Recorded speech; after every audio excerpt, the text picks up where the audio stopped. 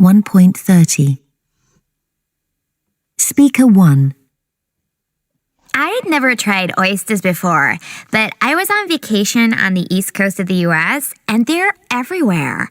You can even pick them up at street stalls. Anyway, I plucked up the courage and took my first taste, and actually, I quite liked it. Well, to tell the truth, it was a bit bland. So I tried another, but this time with Tabasco sauce to give it a bit more kick. It certainly worked, but within minutes, I started feeling really awful. I mean, really ill. My mouth felt as if it was on fire, but it wasn't just the hot sauce. I think those oysters were probably off or old. Anyway, it was enough to put me off oysters forever. And I'll certainly think twice before eating street food again. Speaker 2.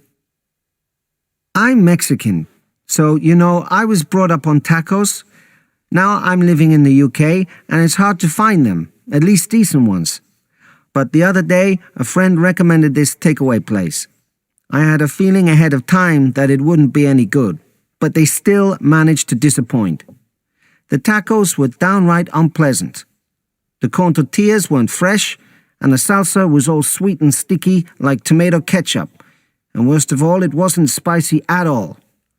Plus, the meat seemed to be old. It was all stringy and tasted weird. I picked at them for a while, but they were so bad I couldn't finish them.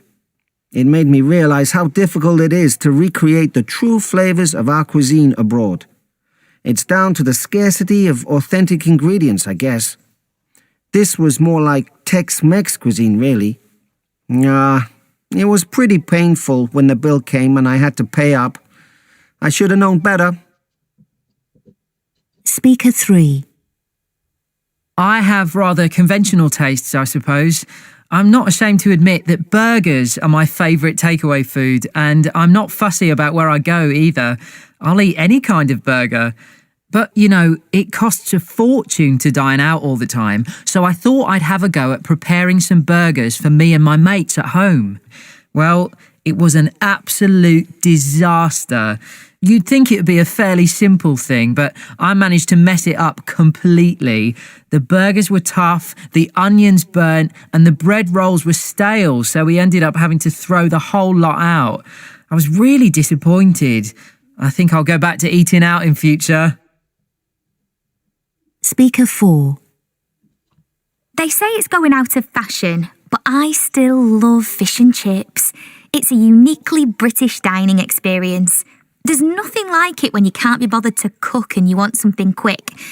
Trouble is, some places are good, the fish is tasty and the chips are crispy, but in other places, everything is really greasy and soggy. The other day, I went to my local chippy to get a takeaway, and I found that the place had changed hands. I ordered my usual anyway, but it just wasn't the same. I think they must have used old oil or something because everything was really stodgy and tasted horrible. It's disappointing when you're imagining one taste and you get another one, which is nowhere near as nice.